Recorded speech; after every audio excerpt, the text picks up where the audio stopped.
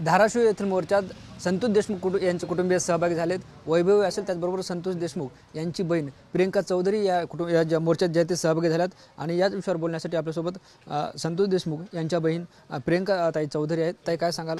तुमचे भाऊ गेलेत, 1 महिना झाला आहे आणि तुम्ही त्यांना न्याय मिळावा यासाठी जे ते प्रत्येक मोर्चात सहभागी होत आहे। होच लागते ना त्या मुलांकडे। भाऊ तर गेलाय, मी भावाला तर गमवून बसले, त्याला लास्टला पाणी सुद्धा दिलं नाही। मला माहित आहे माझं काय जाळ उठलाय, त्यांनी माझ्यासाठी काय केलंय, मला मरता मरता वाचवलंय। ते सगळं मी हे करून नाही का, ते तर विसरत, पण फक्त या चिमुकल्यासाठी मी बाहेर पडते।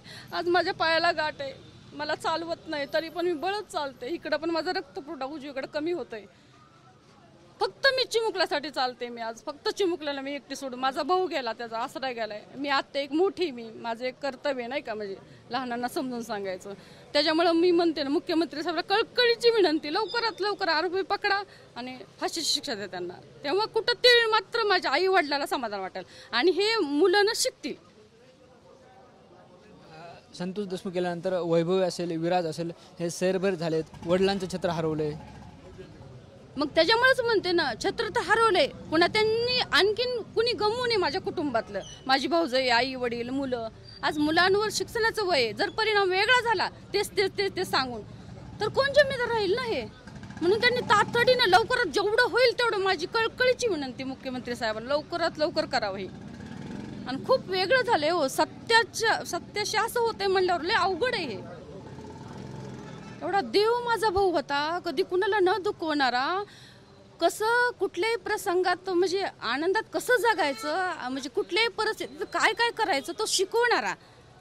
त्याच्याशी असं होतंय म्हणजे एकदम मागच्या 5 महिन्याखालीच माझ्याकडे आला। मग मला म्हणला, काय ताई चल बाहेर आपण जाऊ जेवायला। म्हणला नको करू, त्याला त्रास द्यायला आवडायचं नाही ना। मग आम्ही बाहेर गेलो, मग रोडवरचे असे लोक होते बसलेले, बघताय म्हणला ते आहे का, त्यांना घर आहे का, काय त्यांच्याकडे बघ ना, त्यांचे कपडे सुद्धा कसे आहेत म्हणला, पण ते किती आनंदी दिसतात। तर तुझ्याकडे काय नाही ग, तू का आनंदी राहत नाही? मग असं मग मी सावरायची मी स्वतःला, माहितीये का। मला पण वाटायचं काय राहून उपयोग आहे, आपली सारखंच भावाला त्रास असं वाटायचं मला। किती मी म्हणजे त्याला तर मदत करू शकत नाही, पण त्याला माझा पण त्रास आणि सगळं समाजाचा पण। मी त्याच्यासाठी काहीच करू शकले नाही, माहितीये का। तोच माझा आधार होता, तोच माझा देव होता, तोच माझा आनंद होता। आमचा आनंद गेला, आता जगण्याची पण इच्छा नाहीये। फक्त चिमुकल्यासाठीच तळमळ वाटते, बाकीचं काहीच नाही। माझ्या आई वडिलाचं काय राहिलं नाही, माझ्या भाऊजाईचं काय राहिलं नाही, माझं काय राहिलं नाही, फक्त चिमुकल्यासाठी वाटतं वाईट। आज त्यांनी सगळ्यांना आधार दिला, आज त्याचं छत्र विराजने काय पाप केलं तो? सत्य वागणं, समाजासाठी झटणं काय पाप आहे काय?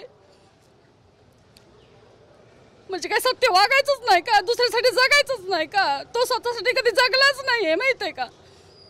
तो माणुसकी होती फक्त त्याच्यामध्ये, स्वार्थी नव्हता, स्वतःसाठी जगला नाही, फक्त समाजाचं, फक्त दुःखच बघायचा। कुणाला फाशी घेताना वाचवलं, कुणाला दवाखान्यात ऍक्सिडेंट, कुणालाही मदत करायचा तो। आत्ताचा पुढचा विचार करत नव्हता, जेवढे खिशात आहेत तेवढे द्यायचा। त्याचं माहित नव्हतं त्याला ते कसं जाणार। आणखीन माझ्या मामाच्या मुलाला बिचारा तो कसा होता।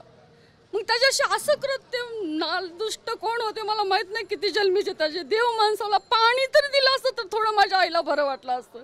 आम्हाला तर काही गोष्टी माहीतच नाहीत, माहीत झालं मला माहित नाही घर काय होणार आहे क्लिअर, आम्हाला काही माहित नाही। थोडं आता त्याला भाषणातून असं थोडं टीव्हीवर ऐकून एवढं वाटतंय, तर ते सगळं रेकॉर्ड कळलं तर मला माहित नाही रे बाबा काय होणार आहे। त्याच्यामुळं खरंच लवकर फक्त मुलांमुळं खरंच तळमळीनं सांगते मी बाबा सर्व समाजाला, ते तर आहेत पाठीची, ते खूप आम्हाला सहभाग करतात।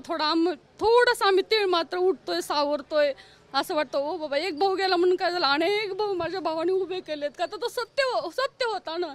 आणि मला एकच वाटतं, माझा देवावर विश्वास आहे। देव म्हणजे नाही का, नाही जरी माणुसकी कळाली लोकाला, मीच ओळखू शकले नाही, माझा देव घरात होता, पण देवापदी देर आहे अंधेर नाही। खरं तर ते ज्यांची हत्या झाली तेव्हा ते 12 वर्ष झाले, ते मसाजोगचे सरपंच होते। त्यांचं घर बघितलं तर स्वतःचं घरही त्यांनी एवढ्या दिवसात बांधलेलं नाही। ते पण मामाचं घर आहे, त्यांनी स्वतःसाठी जगलाच नाही। स्वतःचे पैसे सुद्धा आता तर 40 लाख रुपये आहेच ना, 40 लाख रुपये स्वतःचे घातले, तर विचार करा मग। तो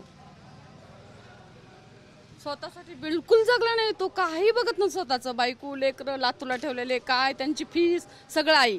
हे जी धाडशी मुले आहेत फक्त आईमुळे। माझी भाऊजाई खूप आदर्श सगळे संस्कार मुलांवर दिले। मग तिला पण वाईट वाटतंय ना, एवढं लोक म्हणजे चांगलं राहायचं नाही का, लोकांसाठी जगायचं नाही का? हा कुठला न्याय आहे? ती पण म्हणते मी देव करणार नाही, महिना महिना ते उपवास करायचे, तिचा पण देवाचा उपवास म्हणजे विश्वासच उठलाय. मग आता काय करावं काहीच कळत नाही. मग एवढंच मला वाटतं की कळकळीने मुख्यमंत्री साहेबांनी लवकर फक्त मुलांसाठी, बाकीचं काही नाही आम्हाला माहित नाही आम्ही राहणार का नाही, फक्त मुलांसाठी लवकरात लवकर खरंच न्याय द्यावा बाबा आम्हाला. माझ्या आईची बी तीच इच्छा आहे. कळकळीने एक भावनी सांगते मी, मला काय, आणि माझा भाऊ राजकारणी नव्हता, सगळं समाजाला धरून चालणारा, स्वार्थी नव्हता, वाघासारखा होता, तो भीत नव्हता. निश्चितच संतोष देशमुख यांच्या बहीण प्रियंका चौधरी होत्या. संतोष देशमुख यांची भाची आपल्यासोबत आहेत. दीदी काय सांगशील, मामा गेलेत, महिना झालेत आणि मामासाठी जे आहे ते संपूर्ण कुटुंब रस्त्यावर उतरले, मोर्चात सहभाग होत आहे. आईसोबत तुम्हीही आलात आज. हो, आज मी आली आहे मोर्चामध्ये. मला एवढंच म्हणायचं आहे की आम्हाला न्याय पाहिजे.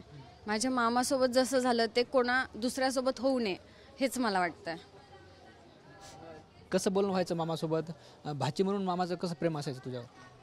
मी आईवडिलाला कधी सांगितलं नाही माझं दुःख, म्हणजे जे काय असेल ते मी फक्त माझ्या मामाला सांगायचे. कुठली पण साधी साधी छोटी छोटी गोष्ट मामासोबत शेअर करत होते. आता मी कोणासोबत शेअर करणार? काय शेवटचं बोलणं झालं मामासोबत ही घटना घडायच्या अगोदर?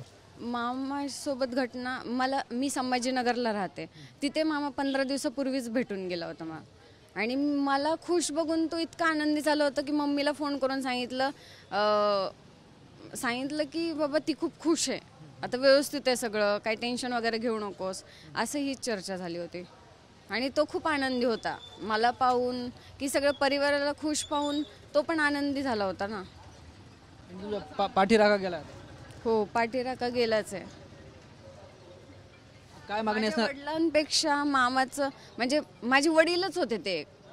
मी माझ्या पप्पांपेक्षा मामाला जास्त कॉन्टॅक्ट, जास्त फोन म्हणा, प्रत्येक गोष्ट त्यांना शेअर करायची की बाबा असं असं झालंय, लगेच ते धावून यायचे माझ्यासाठी.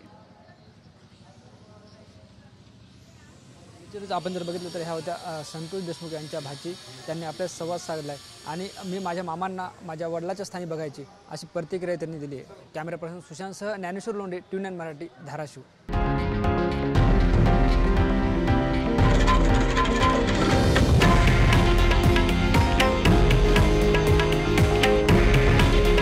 हे आहे देशातील नंबर 1 न्यूज नेटवर्क आणि आपण पाहत आहात TV9 मराठी. काळजी तुमची, हित महाराष्ट्राचं.